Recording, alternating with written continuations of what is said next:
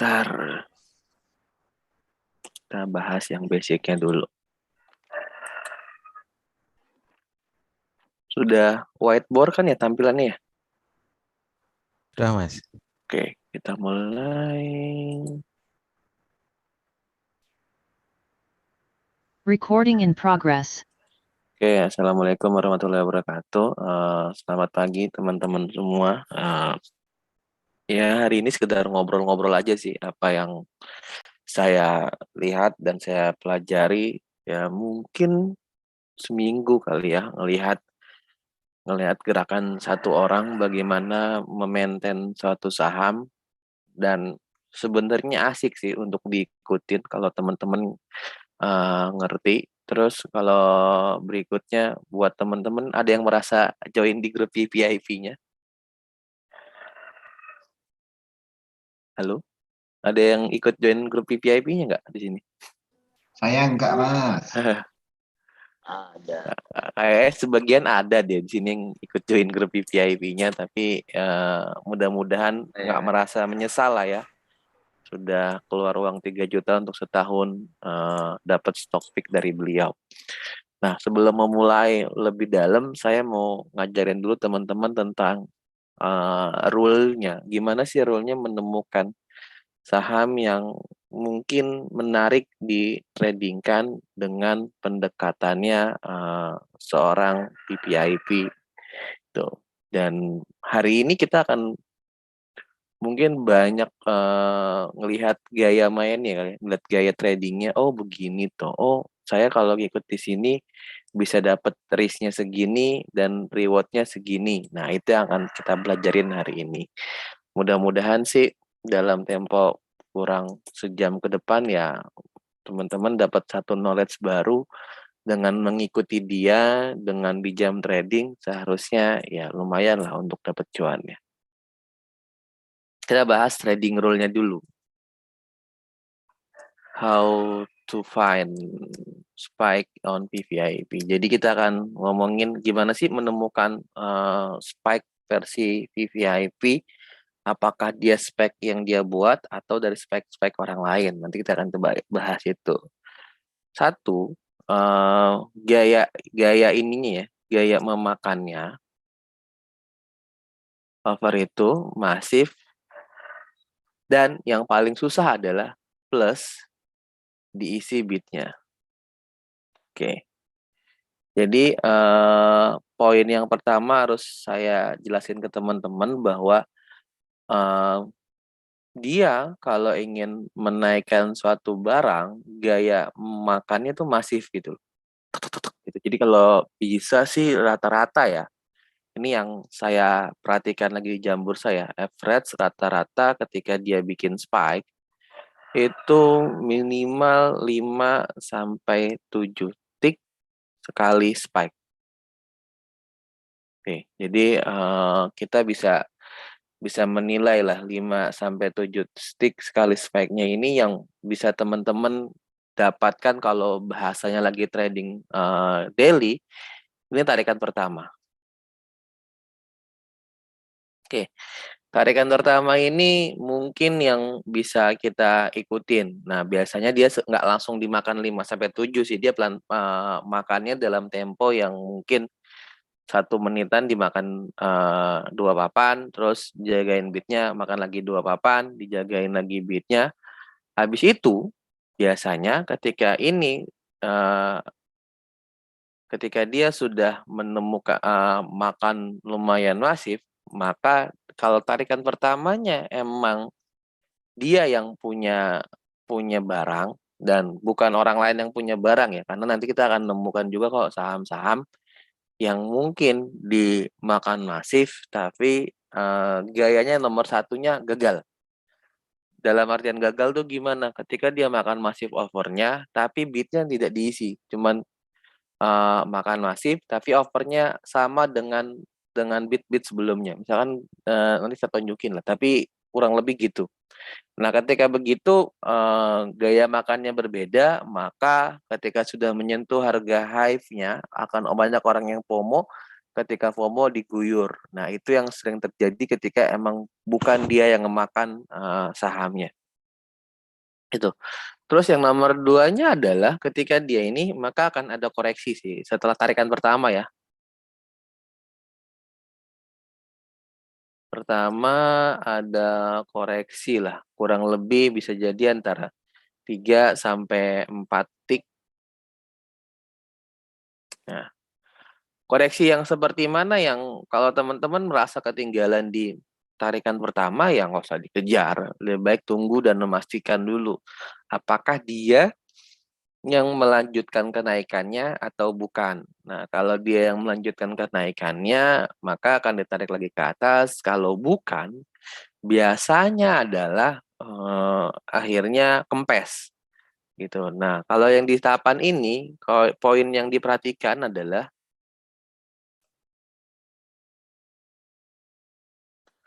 volume spike-nya tinggi. Tadi kan yang bikin tarikan pertama ya, volume spike-nya tinggi. Ketika koreksi, volumenya menipis. Jadi ini diisi teman-teman tinggal menunggu aja pendekatannya. Mau beli tertahan buy on tarikan keduanya, bisa belinya bisa dengan pendekatan buy on support intraday ya, bukan support daily, atau buy on breakout intraday. Nah, apa kelemahan dan kelebihannya? Ya, nggak ada yang pasti sih di bursa saham. Tapi adalah kalau buy on support intraday, ya teman-teman menunggu koreksinya lumayan dalam, terus terjadi pantulan setelah tadi naik 5-7 tik, atau buy on breakout. Jadi dia nembus breakout intraday-nya disertain dengan volume setelah tarikan pertama, ya temenin untuk beli. Nah, ini rule number 2-nya. Jadi ya nggak bisa langsung kita bilang, oh enak ya gaya makannya, langsung spek sampai arah. Enggak kok, gayanya pasti ada style lah yang bisa kita lihatin. Nah, yang susah adalah nomor 3, beberapa pekan terakhir dia bikin spike 1 menit sebelum bursa sesi 1 istirahat dan menyisakan berapa ya, kurang lebih mungkin 2 sampai 4 tik sebelum arah. Ini beberapa pekan terakhir ya. Jadi ngeliatin, oh kok cuman jam 11, berarti kalau saya 1 menit sebelum sesi 1 istirahat, maka ya 11.29 dia baru buy lumayan gede-gedean. Tapi setelah itu ngisain cuman 2-4 tik sebelum arah, mulailah dia pom-pom. Ayo lalalala, silakan sahamnya arah dan potensinya besok akan ada kenaikan arah lagi. Nah, kalau emang menarik sahamnya menjelang arah, ya teman-teman silakan beli. Tapi kalau emang kempes di arah, ya teman-teman harus segera keluar. Nah, secara rule kurang lebih sih begini ya. Jadi teman-teman bisa ikutin dapat tarikan pertama, so far so good, alhamdulillah cuannya lumayan gede. Jadi kalau dibawa koreksi nggak usah panik. Atau tarikan kedua ya teman-teman bisa nyari di mana bisa best entry-nya. Atau nomor terakhir yang spike 1 menit. Jadi kalau bahasa saya sih tinggal lihat aja di saham-saham di mana lagi jalan terus ditarik ke atas, pas lagi di atas akhirnya silakan jual. Nah, itu dulu secara rule. Ada pertanyaan nggak? Kita belum ngomongin contohnya. Mungkin teman-teman ada yang menemukan rule yang beda lagi jam bursa? Monggo.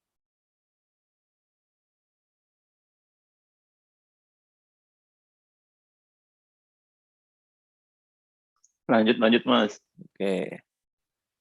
Lanjut aja. Kita mulai ngomongin rule-nya. Saya ngomongin yang fake-nya dulu ya. Jadi teman-teman, ini kan yang kemarin yang dia bopom. Kita ngomongin yang fake-nya dulu. Oke. Kalau teman-teman menemukan yang fake-nya, kurang lebih seperti inilah. Jadi ada saham intraday ya, 3 menit ya. Jadi kan sekarang kan banyak orang yang ngikutin dia untuk, karena kan dia mungkin banyak orang sudah punya apa ya namanya, watchlist ataupun stock pick mirip saham yang pernah dipom-pom lah. Nah, di sini bisa teman-teman lihat. Jadi kita akan ngomongin buy-nya by volume ya. Saya kan tradingnya pakai volume. Jadi teman-teman kalau punya ilmu yang lain tanpa volume, jadi saya nggak ngerti. Jadi saya pakai volume. Ini kan intraday-nya kan. Oke, taruhlah di sini kan. Jadi kita punya asumsi. Jadi ada averaging rata-rata pembelian di intraday. Saya pakai 3 menitan selalu, nggak jarang kok saya pakai 1 menitan kalau lagi nggak eksekusi ya. Tapi kalau lagi mantau market saya pakai 3 menitan. Oke, dalam tahapan ini ketika dia jebol intraday volumenya, nah ini ada namanya spike pertama. Oke, spike ini yang bisa teman-teman ikutin kalau emang dari awal memantau market. Jadi dari 156 ditarik ke 170, berarti naiknya berapa ya? 14 poin atau setara kurang lebih sekitar 9 sampai 10 persenan lah. Oke, 9-10% ini yang poinnya harus teman-teman lihat. Oke, jadi kan ditarik nih, muncul FOMO kan, tak, FOMO. Nah, ketika dia FOMO, ini kan 11.21. Jelang-jelang penutupan. Berarti ini sudah mulai nih, ini 11.21. Benar ini sebenarnya udah jelang-jelang jam penutupan. Oke. Ketika nyampe hype-nya di 170 itu 11.27. Karena ini bukan dia yang menarik, akhirnya kempes kan. Nah, ketika kempes ini volume 1 dengan volume 2 sama, bubar pestanya. Clear yang ini enggak? Clear, Mas. Nah, jadi kalau saham yang ini nggak ada tarikan keduanya, orang tarikan pertama bukan dia yang narik gitu loh. Nah, indikasi tahu kenapa dia yang bukan narik, saya contohin caranya. Mudah-mudahan sih nggak terlalu banyak yang beliin saham ini ya. Jadi kita bisa mantengin mana stock price.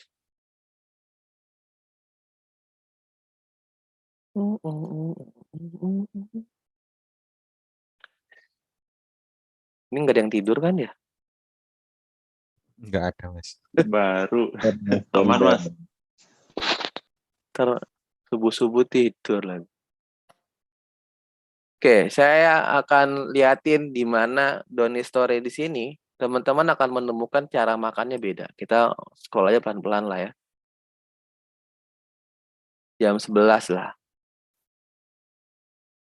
Nggak apa-apa kan kita. Mudah-mudahan sih nggak terlalu banyak yang beliin sahamnya. Jadi cepet nyampe ke jam 11 ya.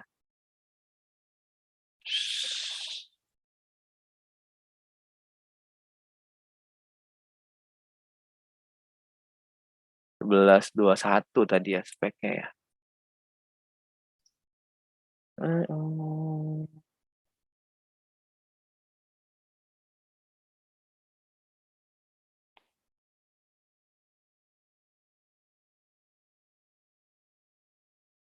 Lanjut tanya dulu aja sambil saya nyiapin.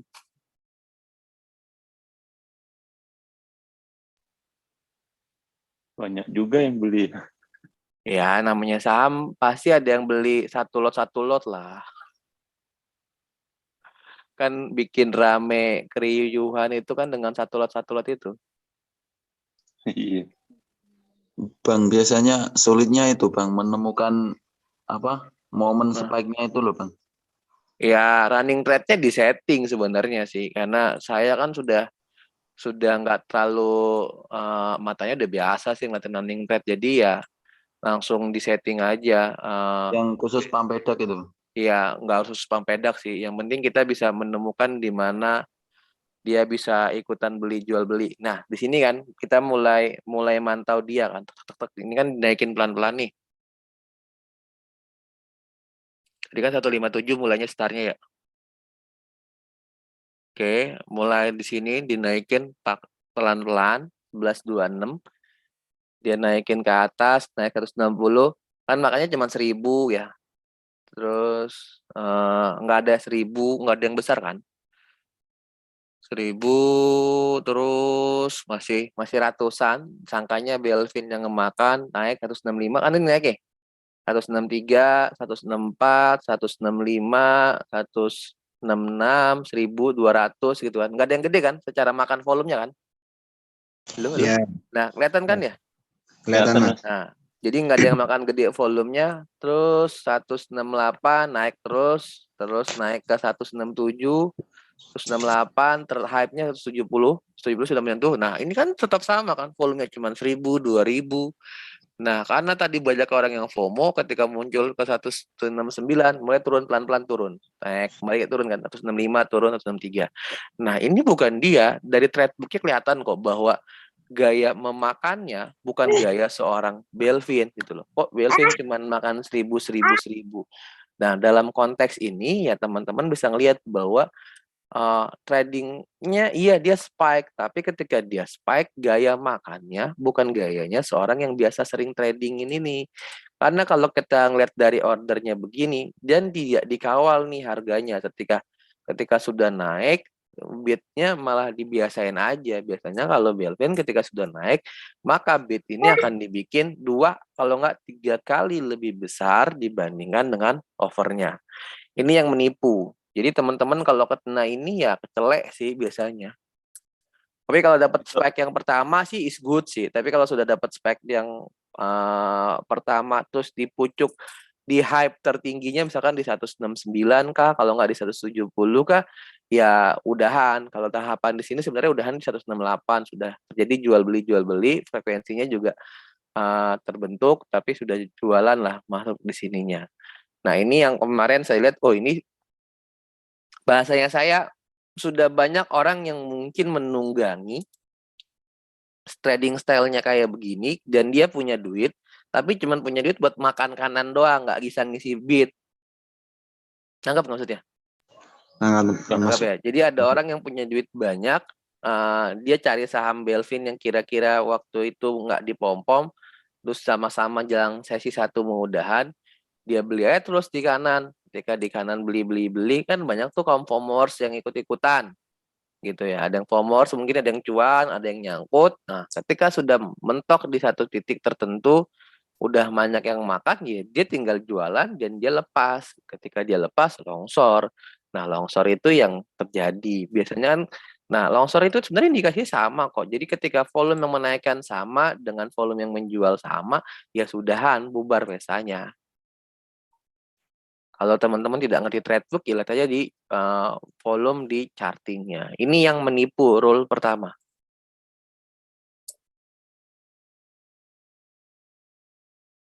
Jadi jam 11.29, 11.30 kalau dia rule-nya menipu ya teman-teman nyangkut ya tahu diri lah cut loss.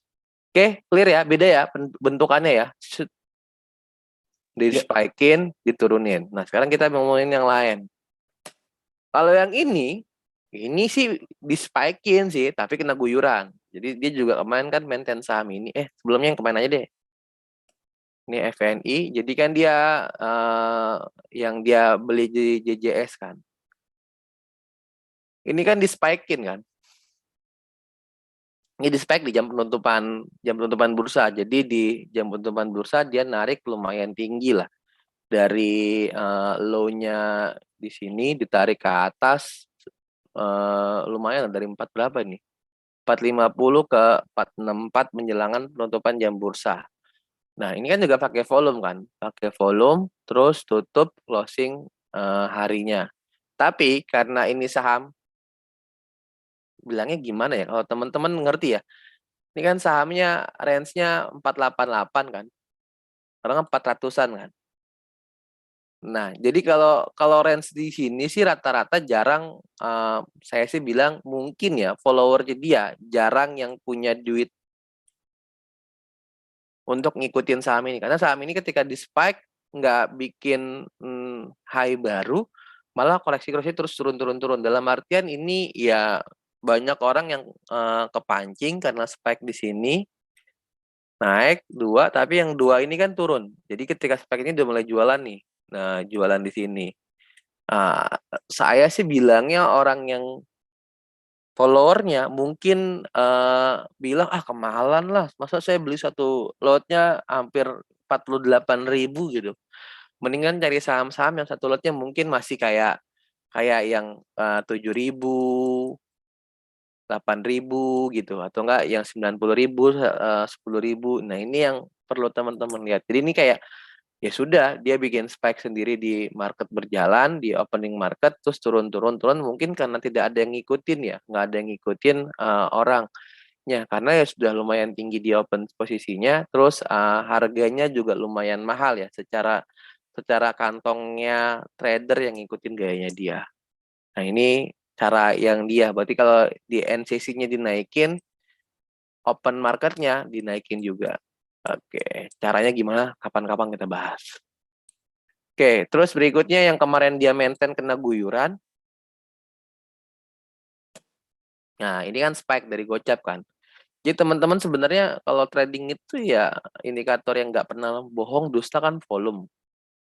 Ini kan rata-rata volumenya seret, tiba-tiba jebol. Jebol naik dari 50 naik ke 59. Nah, ini spike yang pertama. Spike yang pertama, dia dari 11.18 naik juga ke 63.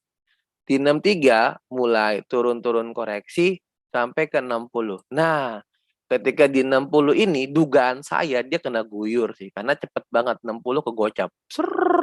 Kayak bikin prosotan. Dengan rata-rata ya. Jadi 1, 2 ini setara dengan 3 candle ini, 3, 4, dan 5 ini untuk jualannya. Jadi secara langsung, secara psikologis, sebenarnya sih dia tinggal maintain kena guyuran aja, harusnya keluar pelan-pelan lah. Kan dia maintain akhirnya kan dari 50 ke 56, terus diturunin lagi ke 52. Jadi ini secara psikologis sih dia sebenarnya punya barang banyak, tapi karena kena guyuran, mau nggak mau dia harus maintain lagi biar bisa keluar pelan-pelan. Akhirnya tidak diikutin orang larang lagi kan, udah mulai mengecil volumenya. Ya inilah volume terakhir dia sebelum mulai jualan. Jadi secara tarikan ya teman-teman ya bisa ikut tarikan yang di sini pertama kali sampai hype-nya di sini. Terus kalau ikutan yang di sini sih kebangetan sih karena sudah tinggi ya, sudah naik 16 sampai 20%, tapi sudah mulai mengecil volumenya dan sudah mulai banyak koreksi-koreksian. Nah, beruntung kalau teman-teman bisa keluar lah. Kalau yang teman-teman ikut di 60 nggak bisa keluar ya lumayan sih. Banting ke gocap hilang hampir 20%. Itu yang serius dia maintain kemarin, tapi gara-gara kalau bahasanya saya sih penghuni gelapnya muncul, dianya akhirnya kena guyuran terus ke bawah dan mungkin dia gemuk bawa pulang barangnya. Terus yang kemarin dia maintain berhasil, nama sahamnya CSRSN, Indo Acitama. Nah, ini yang baru sesuai dengan rule-nya 1 2 3. Nah, saya lihatin lagi rule yang mana tadi. Nah, jadi kalau ini udah ke rule kan ya. 1 2 3-nya baru sesuai dengan nanti SRSN. Jadi tarikan pertamanya kita ulangin lagi ya. 5-7 tik, tarikan keduanya 3 sampai 4 tik, terus di break spek 1 menit sebelum bursa tutup. Oke, kita lanjut ke chartnya. Oke, sahamnya dari 5 berapa nih? 54 ya teman-teman sama ya. Jadi kalau kurang lebih kalau tarik garis lurus, disinilah batasan di mana average volumenya rata-rata. Nah, kurang lebih di sana. Ketika di sana itu ya ada lonjakan spike naik dari 54 ke 60 di sini naik 1. Nah, naik di sini. Oke. Ketika naik berarti baik berapa? Lah 9 tik kurang lebih. Terus ini ada koreksi dari 63 ke 60. Dia bikin base di sini karena sudah bikin 3 kali percobaan. Nah, ketika percobaan ini kan makin dari sini kan koreksi nih, makin mengecil volumenya, ya seharusnya kan belum jualan dia, belum habis barangnya lah, karena konteksnya menaikinnya dari sini ke atas dan dia maintain. Nah, kalau belum habis, dia bikin spike volume berikutnya, ya teman-teman bisa pendekatannya. Kalau tarikan pertama teman-teman dapat, ya alhamdulillah nih, kita nyebutnya rezeki nomplok lah. Misalkan saya baru ketemu nih di menit ini di angka 58 di sini, terus keluar di 62, ya alhamdulillah kalau teman-teman dapat tarikan pertama. Tapi kalau tarikan pertama nggak dapat, ya pendekatan berikutnya adalah menunggu di mana terjadi namanya area sideways intraday. Nah, ini satu intradaynya nih yang koreksi-koreksi ini. Nah, ketika dia koreksi, terus volumenya makin lama mengecil. Nah, tinggal ketika volumenya mengecil tertahan di support intradaynya, ya boleh spike buy. Ini namanya buy on support di 60. Oke, teman-teman spike buy on support BOS di 60. Terus ketika dia karena saya nggak berani mas nunggu kepastian dia serius naik atau tidak, ya sudah, kalau menunggu kepastian ini kan sebenarnya jam 11.30 lah kurang lebih. Ini udah jam 11.29.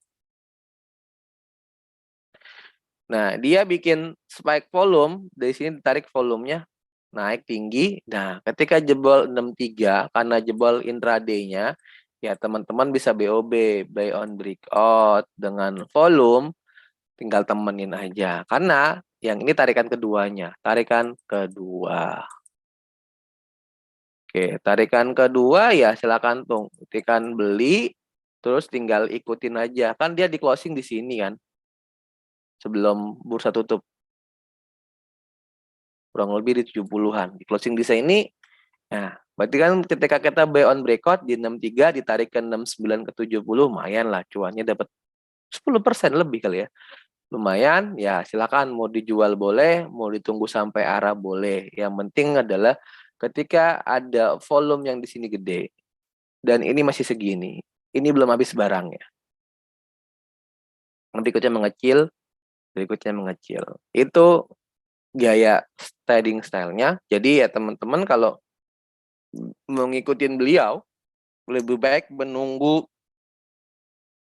terjadinya spike gitu dibanding coba-coba dan akhirnya nyangkut. Itu aja sih materinya, setengah jam sudah cukup. Monggo kalau ada diskusi.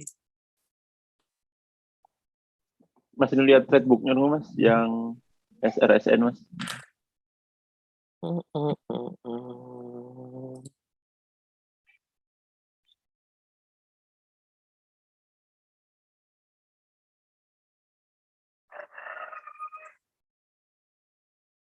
Apa mas? Dengan spike kan kosong kan? Kan sama logisnya. Oh iya. Dimakan kenceng kan? Terus ini kan kosong, dimakan kenceng kan? Kosong banget. Iya. Kan kalau namanya spike itu kan pasti kosong. Ada area yang tiba-tiba dimakan. Beda kan gaya makannya, jadi dibandingin SWOT tadi kan? Iya benar mas. Nah, beda. ya. Gaya makannya yang beda soalnya. Kalau gaya makannya sama, lumayan banyak dong duit dia maintain 2 saham. Iya benar. Oke, jadi kalau gaya spike-nya beda. Ini kan kosong, dalam artian ditarik kret, tiba-tiba di sini baru gede. Jual belinya di 349 kan. Koreksi tadi kan ke 60 ya? 60. Baru tarik lagi kan. Nah, ketika ditarik ini kan dimakanin. Ini kan sepi banget gitu. Baru muncul lagi di atas di 72M sampai 6M-an kan. Nah, itu yang namanya spike. Dari threadbook kelihatan, dari chart kelihatan, dari volume kelihatan. Mas, kalau chart 1 menit kelihatan nggak ya? Kelihatan kok, sama aja kok mau chartnya berapapun. Berarti kalau 1 menit kan juga boleh. Tapi sih saya agak tricky ya. Kadang-kadang saya ketika beli, kok diturunin ya gitu. Maksudnya lebih kalem 3 menitan ya. Kembali ke orang-orang lah ya. Saya nggak bisa nyebutin sama ya. Kan kalau kayak di 3 menit, 1 menitan ini nggak muncul kan. 1 menitan ini begini kan, ada merahnya kan. Iya. Pas kan, tapi kalau 3 menitan kan kagak ada. Hijau semua. Jadi saya lebih tenang dari sisi logis ya. Nggak tergantung sih. Setiap orang punya pendekatan beda-beda ya. Biasanya kan ada spek kaget gitu mas. Kalau saya sendiri ada spek kaget. Nah gitu kadang kalau misalkan nggak sadar langsung masuk, ternyata udah di atas. Ya lihat dulu lah di mana posisinya candle. Kalau nggak lihat dari sisi price-nya, kalau sudah -3, udah plus 25 ya diceknya lebih dalam lah gitu. Kalau baru plus 3, plus 7 FOMO masih agak santai lah. Maksudnya, tapi kalau sudah tinggi-tinggi 13, 17, 20, 25 ya lebih baik teman-teman risetnya lebih dalam lah satu. Siap. Berarti Belvin itu pasti maintenance-nya satu-satu saham ya, maksudnya nggak mungkin dia langsung spek ciri-cirinya langsung di 2 saham tuh nggak mungkin ya. Pernah sih, terakhir 2 yang nggak tahu saya ya. Oh iya iya. Swat iya. sama truk dalam 1 hari. Ya sekali doang sih, berikutnya jarang. Kemarin kan sebenarnya dia maintainnya 2 ya. BBSS sama SRSN, tapi karena BBSS-nya dia kena guyur dari penghuni gelapnya, akhirnya dia malas maintain karena diguyur dari 60 ke 50 soalnya. Oh. Kalau SRSN ini kan penghuni gelapnya nggak maintain kan, pasti polanya begini terus kok. Jadi dikoreksiin, dinaikin, dikoreksiin, dinaikin. Nah kayak SDMU kemarin lah. Bukan kemarin ya sih, ini nggak kelihatan ya. Yang di sini ya sama lah. Jadi di maintain naik turun kan. Kita coba pakai trading view aja deh. Berarti Belvin itu jam 9 sampai jam setengah 12 nggak trading ya? Kayaknya sih gitu sih dugaan saya. Dia maintain ngabisin barang kalau emang dia ada yang sebelumnya di JJS-in kali ya. Kalau nggak barang sebelumnya kan. Nggak kayak kita mantengin running trade terus dari pagi sampai sore capek. Kan sama kan polanya ini kan. Naik, naik, naik, koreksi, turun. Ini kan dibanting ARB kemarin ya. Gara-gara tanggal berapa sih ini? Oh, tanggal 12. Bulan. Nah, yang ini ya. Ini kan sama polanya sama kayak SRSN kan.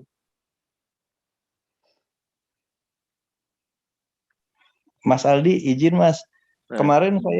Kemarin lusa itu saya perhatiin SDMU ya. Itu saya lihat dia tuh memang sih polanya sama secara garis besar. Tapi step wise-nya itu lebih banyak, Mas. Enggak 1-2 kali tarikan, tapi beberapa kali, Mas. Iya, karena momennya dicopetinnya kebanyakan, Pak. Jadi banyak trader yang mungkin nyopetin dan nyopetinnya di range harga di atas kan, Pak. Jadi banyak wave-nya kan. Ini kan gini kan polanya. 2 kali merah naik, 2 kali merah naik gitu kan. Ini kan cepat turun, naikin lagi. Jadi kalau saya bilang sih poinnya ketika SDMU ini banyak yang bermain sih Pak. Jadi muncullah traders di luar dia yang ikutan maintain harga sahamnya gitu. Terus pas di akhir sesi kan arah kan Pak ya? Akhir sesi kan arah. Terus karena besokannya dia tiba-tiba nggak mention SDMU malah mentionnya FVNI, akhirnya kan ARB kan open market kan. Iya. Nah, saya sih bilang sih poinnya ketika main di sini ya secara candle sebenarnya mirip-mirip dengan SRSN kan, karena polanya hampir sama kan. Naik tinggi dikoreksiin, naik tinggi dikoreksiin. Tapi karena ini koreksi area sideways-nya ini loh Pak, lumayan panjang ya. Kita coba pakai rectangle mana sih? Udah lama nggak pakai ini. Nah, ini area sideways yang ini lumayan panjang. Saya duga sih dia sudah jualan di sini, Pak. Mungkin karena ada trader besar yang naikin sampai arah ya, dia jualan di arah full sampai habis gitu loh. Jadi kenapa waktu SDMU saya jualan di arah ya saya pikir ini sudah aneh karena gayanya dia nggak mungkin maintain selama ini loh Pak. Setengah dari sini kan, dari jam 11 sampai jam 3 kan. Selama ini kan nggak mungkin gitu loh maintainnya kan. Beda tadi kalau SRSN tadi, pakai ini lebih kelihatan jelas. Ini kan maintainnya pendek Pak waktunya. Maintain ini lebih pendek waktunya, nggak terlalu lama. Kalau yang di sini dia kalau terlalu lama maintainnya aja dari sini sudah jadi jam 10:30 Pak.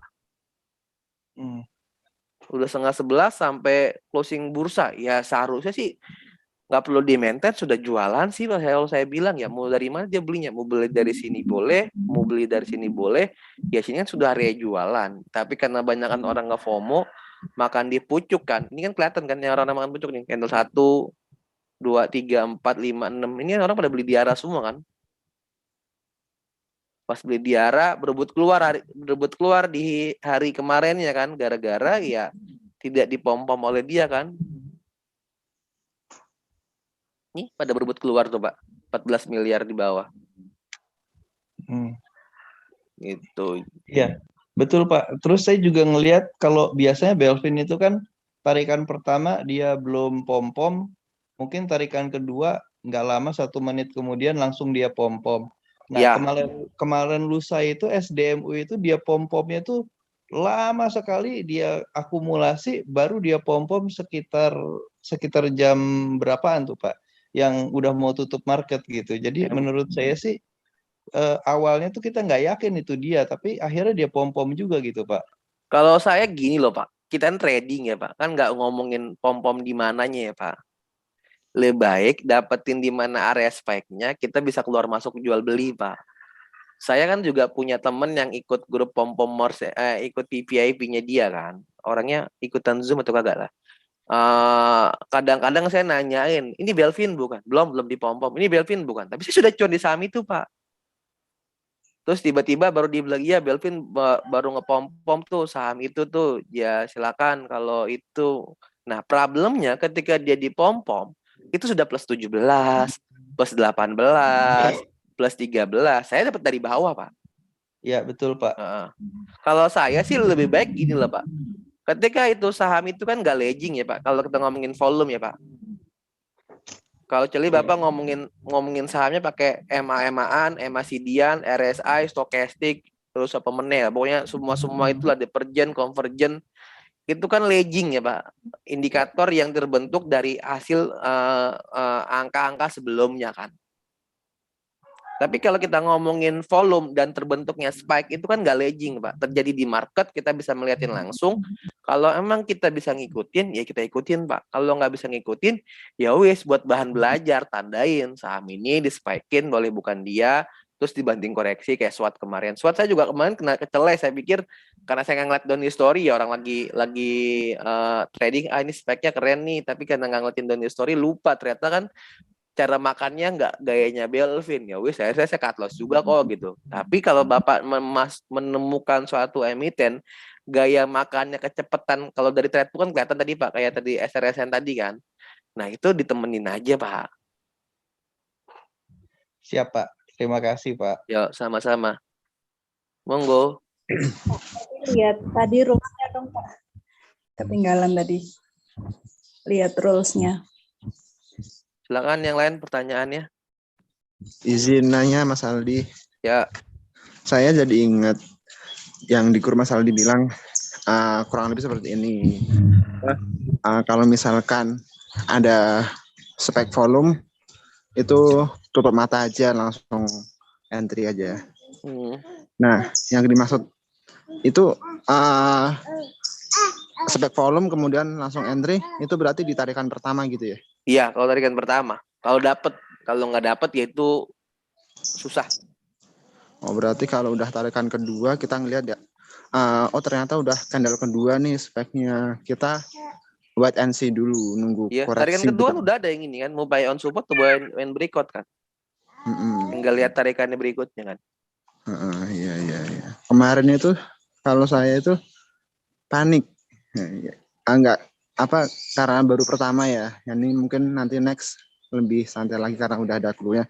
Nah, yang jadi pertanyaan saya, tarikan pertama itu misalkan kan kalau kita kan misalkan saya kan standby-nya di running trade. Running trade saya di setting volumenya 1000 ke atas. Nah, tahu sebek pertama itu berjajaran gitu ya berarti ya? Enggak sih, saya nggak ngomongin jajaran running trade, cuman konfirmasi aja sih. Saham yang dia lagi beli apa. Yang saya lihat adalah dari trade book gaya makannya sih. Jadi ketika kita lihat, oh kok tiba-tiba yang ini dimakan cepat gitu, sudah pasti dia gitu. Jadi poin dasarnya adalah cara memakan ya, memakan offernya kan. Kalau 1000 kayak kemarin SWOT tadi, sebenarnya kecelek juga saya bahwa harusnya gaya makannya nggak kayak gitu loh. Gaya makannya mungkin langsung 3000 5000, bukan 1000. Ketahuan ini ya? Orangnya kedikitan modalnya. Tetap lihat trade book kalau ada yang lompat. Ada yang kosong lompat berarti itu kita bisa spek buy. Iya. Bagus ya. Okay. Problemnya kan kadang kita chart 1 menit misalkan 1 menit atau 3 menit kan chartnya belum selesai itu kita enggak belum tahu ya. Ya Tapi ini mah masih kecepatan trading aja. Kalau terbiasa trading terlama-lama udah ngerti kok bahwa sometimes ini ditarik, sometimes ini diguyur ya. Poin dasarnya kalau masih punya jiwa takut ya dikecilin aja jumlah lot sizingnya. Mungkin belinya cuma 10 lot, mungkin belinya cuma 30 lot, nggak gede-gede langsung beli 10 juta. Ya, kalau saya sih bilangnya kalau ingin merasakan sensasi, ya dibeli aja berapapun itu gitu. Apakah mau 10, mau 30, mau 50 ya monggo. Yang penting dalam batasannya, sizingnya tadi teman-teman nyaman. Kalau dibawa turun, lot sizingnya karena terbatas, ya kita bisa ngomong, ya sudahlah saya bisa siap kehilangan uang 100.000 misalkan. Kalau nggak saya siap kehilangan 300.000 buat belajar, ya nggak apa-apa. Jadi poin dasarnya dibanding ketakutan, kepanikan tadi, nggak ngedapet ilmu apa-apa, cobain aja dengan lot sizing yang kita siap menanggung kerugiannya. siap, makasih Mas Aldi. Monggo yang lain. Bang, berarti anu ya Bang, simulasinya ketika mau entry itu pertama kali di running trade, terus saya handle, terus trade book gitu. Betul, saya selalu begitu kok. Oke, siap, mantap. Saya nggak pernah satu analisa doang gitu, nggak cuman bit over doang. Saya belum secanggih orang yang disebut sebagai dukunmologi kok soalnya. Cuma lihat bit over udah tahu gitu. Cuman bit over tahu ya. Saya juga tahu sih, tapi kan saya butuh konfirmasi lebih melihat 3 karena kan saya trading nggak selalu all in kan. Kadang-kadang saya bisa maintain harga bawah, jual beli di atas, ada yang di sini jual beli di atas. Makanya sehari saya bisa jual keluar masuk 15 kali ya karena saya lebih tenang begitu ya. Kita punya perspektif beda lah di bursa ya, tapi caranya sama kan, pengen dapat cuan bareng-bareng. Ya, itu sih yang pengen dilihatin. Jadi kalau kenapa saya selalu pakai 3 itu lebih ke arah, oh iya, saya lama-lama punya kayak memorize rekaman loh gitu. Ngerti ya? Oke. Kenapa kalau cuman bit over, memorize-nya cepat hilang loh. Coba ya tanya sama teman-teman yang cuman mantengin bit over deh. Ngulangin lagi di saham yang lain gak bisa deh. Saya nggak tahu ya, ini pengalaman saya. Saya ngerti kok ilmu tape reading, tapi kalau teman-teman memastikan, tanya nih sama trader-trader yang lain, kalau cuma mengandalkan bit over doang, biasanya dia ketika ganti saham yang lain, dia akan kikuk bentukan gaya makannya soalnya. Iya, kan random ya Bang? Iya kan, ini kan 750 emiten kan, nggak semua gaya makannya kayak Belvin dong. Ya, tapi kan kalau tercermin di chart terus terus di trade book gitu. Kita ngomong itu enak kan. Kemarin kayak ESIP gitulah. Saya kan sebenarnya ini kan lebih enakan main di ESIP ya. Ketika dia makannya kenceng, kan ada yang kosong-kosong sini. Teret gitu loh. Kan sama aja kan. Ini kan kosong nih. Dimakan cepet tiba-tiba baru di atas ramenya kan. Ya bagi saya bid over itu benar gitu, tapi lebih baik saya menggabungkan berbagai macam analisa biar saya punya histori lebih banyak untuk trading sebenarnya. Oh iya, saya bisa ngeliatin ini saham ini kalau dia segini harusnya begini, overnya begini harusnya begini, terus trade booknya begini, oh ada yang lagi masih makan, terus ada chartingnya begini, saya bisa pendekatannya buy on support kalau nggak buy on breakout gitu loh. Nah yang ini agak berbeda sih. Terus Mas pusing nggak? Kalau saya sih nggak pusing, udah layar sudah terbentuk 3-3 itu ya saya settingnya udah biasa sih. Nah kalau teman-teman ya kalau mau belajar ya nyamanin aja dengan metodenya masing-masing ya. Jadi nggak ada yang benar, nggak ada yang salah ya. Kalau teman-teman nyaman cuman ngeliatin bid over doang ya silakan. Karena saya meyakini pernah duduk bareng-bareng dengan teman-teman yang memaintain suatu harga saham, bid itu kita yang bikinin kok gitu soalnya. Pola ya, kembali. Iya, kapan-kapan bisa kita cabut kok bitnya. Serius deh. Nah itu lagging banget. Iya gitu, karena itu nggak bisa terjadi kan. Kecuali kita ngomongin trade book, orang itu sudah beli banyak, miliaran duitnya sudah masuk. Nggak mungkin dia keluar dengan tiba-tiba kan. Dia butuh maintain dulu harganya ke atas, makanya dijagain bitnya. Biar orang-orang ikutan FOMO kan. Ketika sudah cukup sampai di mana maintain dia sudah bisa jualan, ya dia jualan. Seriously, Om, yo, Om. apa? Wah, gue udah lama nih nggak ngejum. Nah, jadi kalau gue pakai cara yang kayak gini, misalnya gue pernah cuan di satu saham, atau gue pernah boncos di satu saham, gue kan tahu kan angkanya kan, angka-angkanya. Gue pernah boncos nih di angka segini, tiba-tiba pas gue cek lagi saham emiten tersebut lagi turun, udah gue beli, nah cuan dah tuh. Makanya sempat ada yang japri kan, bang sering ngeliatin apa namanya, yang Telegram CDS itu apa, channel jarang, kata gue mah lebih sering lihat portofolio gue sendiri. Gue bilang di mana pernah gue boncos, di situ gue bales ya kan, di mana pernah gue untung, di situ gue mau ngulangin lagi gitu, itu aja. Kayak gitu kan. Itu benar sih. Jadi gini loh, sebenarnya kadang-kadang kita itu terlalu noise lah, saya bilang sih. Noise-nya kebanyakan emiten yang ditradingin, akhirnya nggak ngerti gimana gerakan bentuk naik turunnya suatu emiten tersebut kan. Kalau teman-teman sudah terbiasa dan nggak noise di satu saham, sebenarnya lebih enak saham itu sih ditradingin berkali-kali dan dapat cuan berkali-kali sampai dia mengalami fase downtrend parah, ya lebih baik lupakan lah. Karena ada emiten lain mungkin yang menarik kan. Nah, problemnya adalah kita itu belum pernah minimal 4 kali ya cuan di saham itu deh. 2 kali gue maksimal sih. Iya, biar tahu pola gerakannya kan. 2 kali keluar masuk. Kalau kita nggak tahu gerakannya, ya itu yang problem sih. Akhirnya kita cuman kayak nyoba-nyoba aja lah, nyoba-nyoba terus denial pas lagi nyangkut. Pas lagi nyangkut bilang, itu kan lagi sahamnya gara-gara begini begitu, terus pakai harapan hoving. Besok dia balik ke sana harga situ. Kampret, lu tuh udah mulai lagi turun, lu diguyur gede-gedean dengan volume kok gitu. Beda kalau naik sendal ya.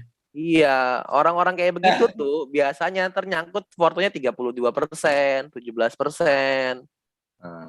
Karena sudah terbukti saham itu lagi diguyur, udah diturunin bawah banget gitu. Harga teoritisnya juga udah nggak masuk akal. Silakan, yang lain yang mau bertanya.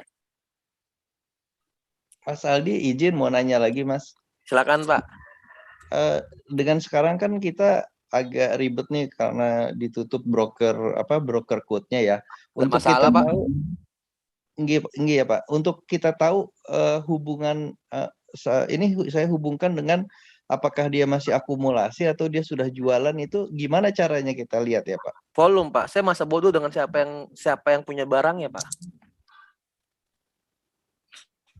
Jadi bagi saya, siapapun yang menaikkan turunkan sahamnya masa bodoh, Pak. Mau KZ, mau BK, mau AZ, mau ZP, mau YP, mau YB, mau XC, mau MG, mau XA, dan lain-lain, saya masa bodoh, Pak. Ketika saham itu masih bisa dalam bentuk volume terbentuk dan dia makan besar, pasti dia belum bentuk penjualan dong. Iya, izin Pak, bisa kembali ke chart yang SRSN deh Pak. Ya. Oke. Udah Pak. Belum kelihatan Pak. Udah Pak. Hah? Oke, udah. Oh ya, oke. Nah, itu kan di spike pertama tuh kan kelihatan ada sideways Pak. Nah, kita sebelum kejadian di spike kedua itu kan kita nggak tahu tuh apakah dia jualan atau dia ngumpulin barang Pak. Iya Bapak, kalau Bapak mau lebih memastikan konfirmasi, ya Bapak be on record aja, dia jebol area 63 di sini disertain dengan volume tinggi, ya Bapak ikutin aja Pak. Oke. Problemnya gini loh Pak. Saya jelasin gimana ya, agak susah ya. Jadi gini loh Pak. Dalam saham saya jelasin basicnya dulu deh. Saham itu kan punya 2 pendekatan Pak. Ada price dan volume kan Pak. Kita bersepakatin dulu nih Pak. Ya, iya Pak. Oke. Ada price-nya naik, volumenya naik, hukum perkalian Pak. Action-nya apa Pak? Plus. Oke. Ngerti ya Pak? Kalau price-nya turun, volumenya plus, hukum perkalian hasilnya minus. Kalau di sahamnya diguyur kan? Ya. Oke. Kalau price-nya turun, volumenya menurun, ini hasilnya apa? Plus. Plus. Kalau ininya price-nya naik, volumenya turun, hasilnya minus. Nah, poinnya kita di saham itu cuma cariin dong loh, Pak. Price-nya naik, volumenya naik, kita akan actionnya plus. Atau yang min-min, makanya plus. Yang di sini cari saham yang mantan ARA, alumni ARA. Mungkin hari ini buat saya hari ini SDMU kali gitu loh. Atau yang di sini saya temunya saham yang beyond breakout. Nah, basic ini dulu sih Pak. Bapak mau tahu dalam ini, tinggal baca bukunya Anna Colin Pak. Volume price analysis. Makanya saya nggak pernah punya ilmu yang lain karena dari dia sudah dibilangin. Semua saham itu terbentuk dengan volume, dengan duit. Nggak mungkin orang itu nggak jualan dengan duitnya. Kalau duitnya dia nyangkut, dia harus cut loss dalam. Dan itu kejadian ya. Namanya cut loss dalam ya tinggal lihat lagi kalau dia price-nya turun terus volumenya tambah gede, ya dia sudah cut loss gede-gedean ya. Kita ngapain nemenin dia? Lebih baik tunggu di mana area pullback-nya kan. Nah, basic ini yang harus perlu teman-teman pahamin. Makanya saya dalam trading selama ini ya Pak, nggak pernah matiin broker summary Pak. Masa bodoh deh orang yang bikin workshop bandermologi Pak.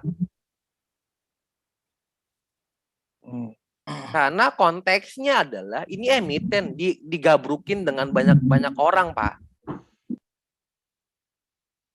Ngerti ya Pak? Ada Bapak, saya, Pak Irfan, Ibu Nisa, Mas Gofur, dan teman-teman semua kan bisa ngegabrukin dalam satu emiten bisa banyak Pak. Ya kita kan tinggal lihat hasil akhirnya aja Pak. Saya makanya kadang-kadang masa bodoh lah dengan orang itu punya emitennya mau pakai foreign kayak mau pakai domestik. Ya kalau selagi harganya nggak bikin plus kali plus, nggak bikin min kali min, ya saya liatin aja Pak. Cuman buat bahan belajar. Jadi kalau Bapak ngikutin saya dari tahun lalu, ilmunya cuman ini kok Pak. Memanfaatkan kenaikan volume dengan memastikan kepastian price-nya. Atau mencari saham yang price-nya turun, volumenya turun, kita bisa ikutan buy on weakness. Jadi kalau Bapak mau tahu dia mau akumulasi, mau dia distribusi, mau reakumulasi, ya nggak penting-penting amat Pak, atau duitnya dia. Bener tadi kata Bang Irfan, lebih baik Bapak fokus gimana menumbuhkan Forto. Ya, izin Pak, kalau saya pengen lihat lagi chartnya ini Pak ya. Pada saat dia tarikan pertama, itu kan ada sideways Pak ya. Yang ini. Ya. Nah, kalau saya jadi Belvin ya mau pom-pom gitu kan, emang dia confirm ini udah main di saham ini. Itu ngapain dia lakukan di sideways itu, dia untuk apa ya Pak? Umutin barang Pak lah. Tandanya untuk akumulasi ya? Ya, gini kan, banyak ya. Karena logiknya gini loh Pak. Kalau ada orang beli di 63, dia nyopet turun ke 60, secara logikanya dia harus cut loss dong. Masuk nggak Pak? Ya, makanya lama volume kecil kan. Nah, tugas dia sebagai orang yang maintain harga sahamnya, dia reakum mungkin jadi kan. Dia reakum di 60 aja. Ya wis loh, silakan kalian cut loss lah, saya tinggal guyur-guyurin di 60 saya mungutin, terus orang lain tiba-tiba ikutan cut loss, dia mungutin lagi lebih banyak kan. Ketika sudah cukup waktu, kalau nggak dan cukup barangnya, ditarik lagi ke atas. Nah, ini kan gayanya bandar, Pak. Kalau saya jelasin ini bisa panjang lah, Pak. Materinya bisa sejam lebih. Ngomongin cara gimana maintain suatu harga saham. Tapi polanya adalah ya ting-ting Bapak lihat adalah gimana dia dari area satu sini kan Bapak bisa dapat dua pendekatan kan. Mau beli di sini boleh atau beli sini kan boleh, Pak. Sini buy on supportnya, sini buy on breakoutnya ya. Lakukan lah, tinggal kepastian aja. Selagi kan ini kita ngomong ya, ini min kali min, Pak. Volume mengecil terus-terusan kan. Ketika volume mengecil terus-terusan tidak bikin new low dong, Pak. Bapak belajar candle toh. Kalau dia bikin new low jebol di 60 dengan volume gede, bubar pesanya, Pak. Maldi. Yuk. Kalau chartnya Adi Karya kemarin sempat dapat nyopet Adi juga sih. Ending sesi punya naik ya? Udah naik kemarin dapat di 700-an tuh. Lah Bapak udah cuan, Pak. Iya, maksudnya kalau untuk hari ini diembat lagi masih potensial nggak ya? Seharusnya sih dia harus nutup Min-min candle 840-nya dulu baru dia naik ke atas lagi ya. Atau nunggu di bawah lagi? Dia nunggu di bawah. Kalau ini kan baru area perlawanan pertama kali ya. Dia area perlawanan. Kalau area perlawanan serius dengan gaya yang di sini, maka dia bisa dapat 3 kali tarikan lah. Itu OBMD. Nih, kalau dia serius di sini kan sama nih. Jadi kan dia ada area perlawanan, jarum suntiknya di bawah, ini kan juga sama kan. Nah, kalau dia serius nutup candle yang ininya dijebol 840-nya, ya minimal dapat 3 kali 4 kali tarikan untuk di karyanya. Tuh sih, karena pola saham itu problemnya kalau tiba-tiba dia kayak begini, dia gagal, ya turun lagi ke bawah kan.